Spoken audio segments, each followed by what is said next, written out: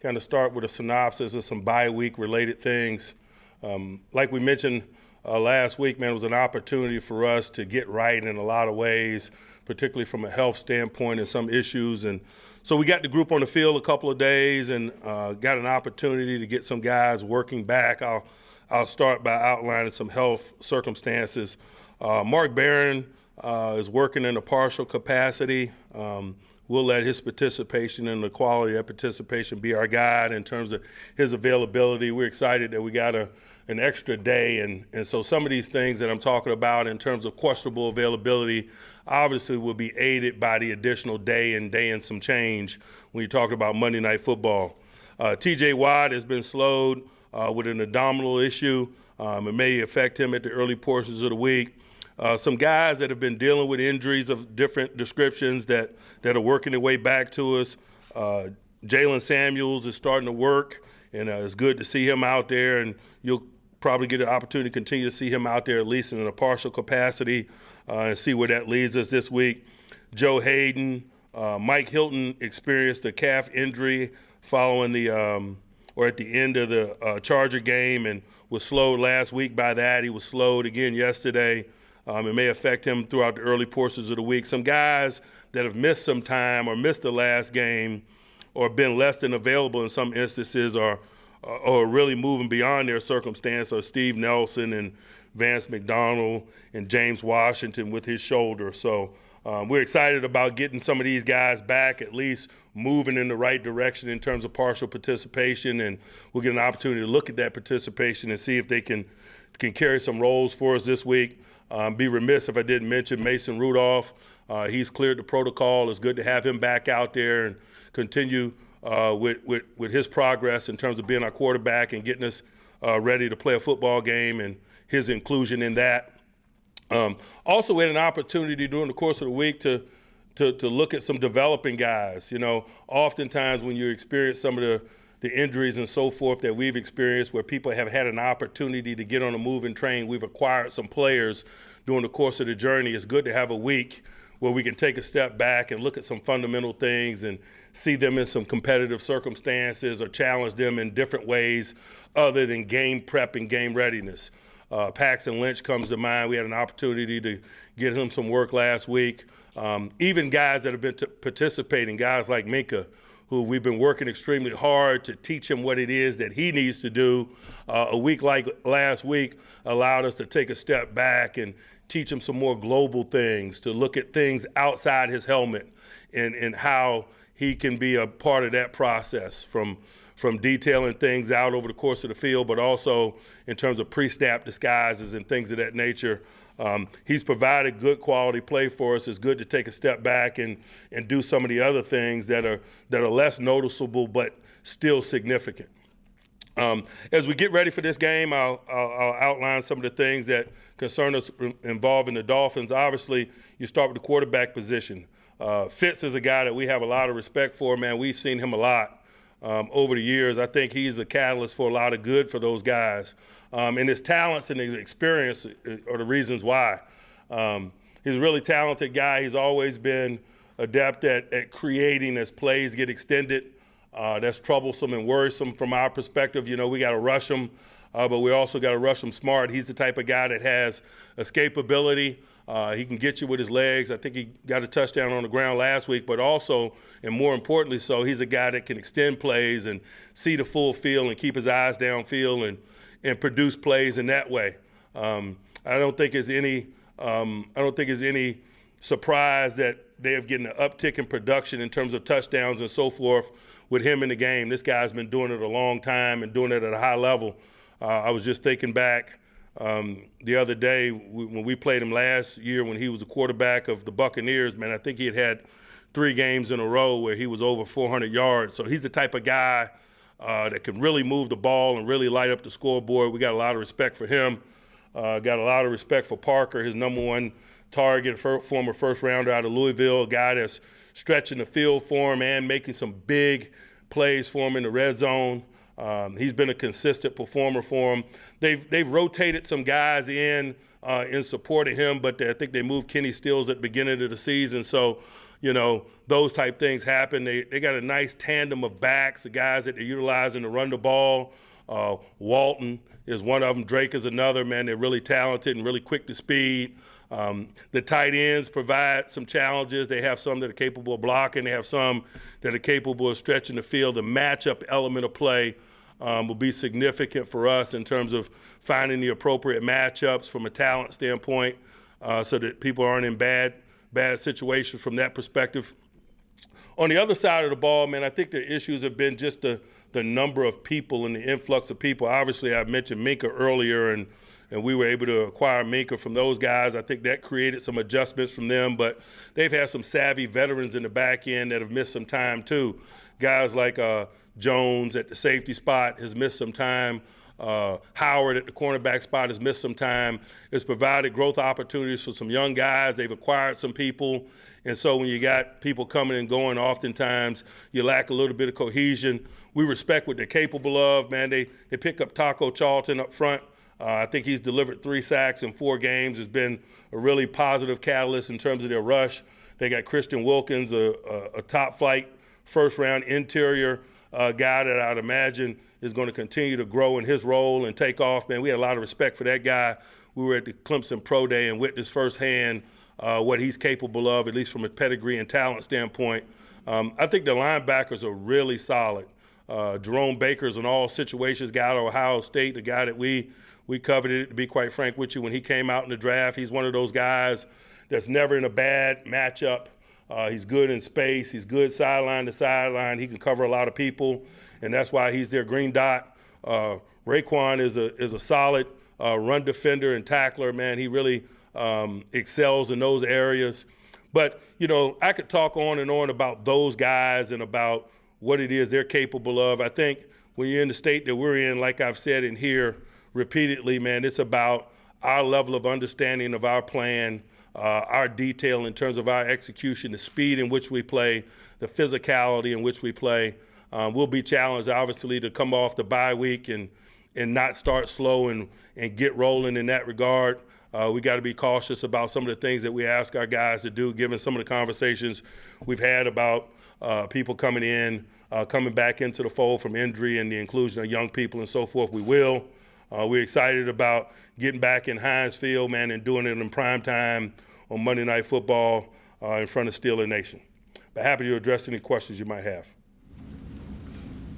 Mike, we've seen more trades in the NFL in recent years than ever before. Are teams, including yourself, more willing to take on guys in the middle of the season despite the challenges? I can't speak for the National Football League or what's going on globally. I know that, we're not major players in that market, and when we are, it's because probably we coveted that particular player in the draft. And so we had a level of comfort about who they are as football men, but also who they are as people, and had a certain level of comfort with that. That's probably been the instance with us, that we felt like we've done the work even prior to the trade discussion, because most of those instances we looked hard at those men prior to the draft in which they came out. Mike, have you spoken with Anthony Chicola since Sunday? I have. How was that conversation? I'll leave it between he and I, and really just largely I don't have anything to say. We've released a few statements, and appropriately so. We want to do a good job of communicating with you guys, but there's not a lot for us to say or a lot that we can say pending investigations and the sensitivity of the circumstances. It's obviously something that we take very seriously, but I'll just leave it at that and ride with the statements that we've provided you guys. Is he going to practice tomorrow? Again, like I said, I'll leave it with the statement that we've provided you guys. Mike, how are you feeling right now about your depth at the outside linebacking position? And is Ola capable for both sides? Like, what comes after him? I'm not feeling great, but, such is life. In the National Football League, at times, man, you're going to be challenged in certain ways positionally. I didn't feel great about our running back depth last week. Just it's part of team, and it's part of this journey, and it's part of the process. We'll make do. We'll make the necessary adjustments, whether it's outside linebacker or anywhere else that we might be falling short in terms of depth and numbers. We'll fill the group, and we'll fill the group that's capable of playing winning football. Is Ola equally adept at both sides, or is he more comfortable, you think, on both sides? You know, I can't speak to comfortability. I think all of our guys that aren't frontline starters, man, better have big-time versatility, and, you know, playing right or left should not be significant in terms of their ability to put their hand in the pile and aid us, particularly at the outside linebacker position. Some positions are a little bit different, you know, left tackles, right tackles, but something like outside linebacker or corner, you know, we expect those guys to be versatile enough to get in where they fit in. Mike, how much can it be beneficial for you when you have acquired a player like Minka, and he's played for the Dolphins, and you're not playing against him? How much can you tap into his knowledge of what they do? It depends on the player, not only in terms of his understanding, his ability to communicate, but also the length of time spent. And, you know, that's probably something worth mentioning in this circumstance. You know, Minka didn't spend a lot of time with those guys, man. So I would imagine it's not going to be significant. And also, they've covered a lot of ground since we've acquired him. And so I'm sure there's some things that are significantly different as they have acquired different people along the way and have adjusted what it is that they're now doing to meet their current mix of players. Minka didn't play with Taco Charlton, for example.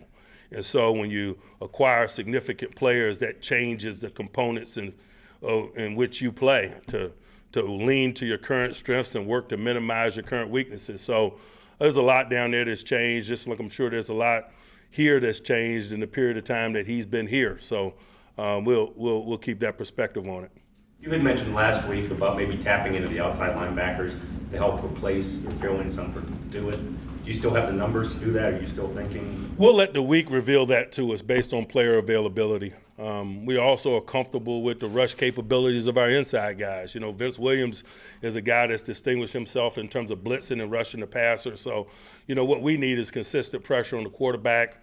Our words and our actions have always indicated that we're a group that doesn't care where that comes from, whether it's defensive line, outside linebackers, inside linebackers. As a matter of fact, we take a conscious effort to make sure that we have an opportunity to spread some of that out over multiple positions in an effort to be a moving target. And that's why you see even secondary guys at times, Mike Hilton and others, get involved in the rush game.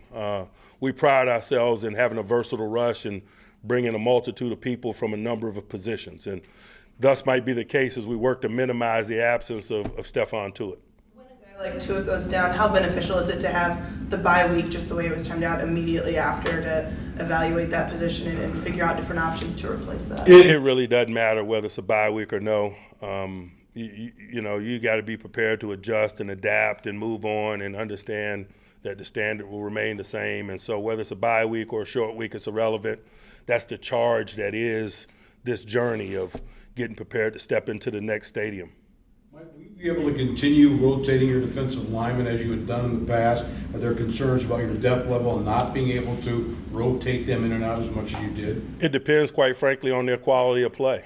You know, if the guys are playing really solidly, we'll play them. If they're not, then we'll play them less. You know, we have a plan, but we'll remain light on our feet. We won't be married to that plan because we want to produce a winning effort, and we got to acknowledge what we're looking at, sometimes in stadium. Love the contributions of Tyson Alualu last week, and I think his reps grew during the course of the game because of it, for example. Coach, you've had some significant injuries so far throughout the season. Could you talk about team chemistry, especially at this point? You know, especially bringing Minka in and getting him acclimated to the team, and how your team is gelling as a cohesive unit. You know, I think that we're developing in those ways, particularly when you start talking about new components, whether it's Nick on the offensive side of the ball or Minka on defense, just to get to know. The communication, formal and informal, that comes with knowing people and having shared experiences. I think we're very much in development that way, but so are a lot of people, and it was mentioned that there's some trades going on in today's game. So, you know, it's competitively fair from that standpoint. We don't worry about it. We don't look to hide behind it. We understand that, you know, this is a collective effort, and there's a component of this that's intangible. And that closeness, that relationships, that understanding is an element of it that produces victory. So we're working at it, but we acknowledge that it is still in development in some instances. Mike, Despite what you talked about before, the shuttling in and out of defensive personnel that Miami's had, they kept that Buffalo game close until that fluky onside kick at the end. It's close against Washington. What have they managed to do defensively to keep games close, despite, especially in the secondary, all the? They're a professional football outfit. There's a fine line in our game between winning every game and losing every game. I mean, look at how our games have unfolded. We've lost a significant number of games by a very small margin, but they're losses nonetheless. And so, that's just life in the National Football League. They're a very capable group, man. They have talented people at every level. They're challenging schematically. They do a lot of things. Coach Flores and company, they really challenge you schematically with a number of pressures and personnel packages and so forth, particularly when you're working with an inexperienced quarterback. Is troublesome. But week in and week out, it is that. That's the nature of this thing. Anyone else for Coach? Mike, when you look at the trades and transactions that are going on, how much does it factor in, and how much do you have to be cognizant of it as a coach that the draft picks, the supplemental draft picks that you received, you saw what Baltimore had to do with releasing a player to basically get their compensatory pick. How much does that bother you as a coach that you have to worry about stuff like that based on what's going on with other teams and players that have left your organization? This is not checkers, it's chess. And so I don't get frustrated. I do what it is I need to do, man. There's a lot of complexities to this role and in this business at this level. And I embrace it, and really I enjoy a lot of it, the strategic element of it.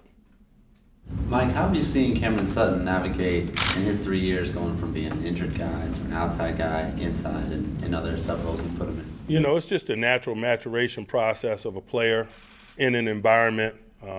He did a lot at Tennessee in terms of multi-positional things, safety, corner, inside and outside.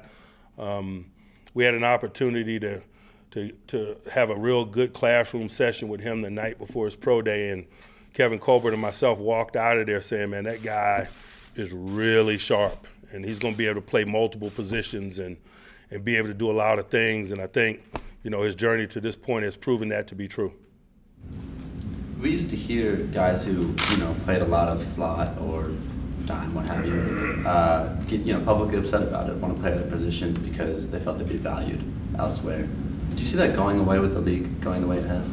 I just think sub-package defenders, play the majority of the time in today's game. So, a nickel corner used to be the 12th defender, for example. The nickel corner is no longer the 12th defender when he's on the field 75% of the time in today's game, if you will. They get introduced in defensive warm-ups or whatever in pregame and so forth. So they're getting compensated accordingly. It's about participation. It's nothing earth-shattering or groundbreaking there. They're playing more because people are employing more receivers. The wide receiver position the slot receiver position is evolved in the same ways, and they're interrelated. Mike, now that Mason's been cleared, what have been your early impressions of him post-concussion and being able to come back and practice? Nothing worth speaking of. I could make something up to give you something to write about, but we haven't done much. It's been normal work days.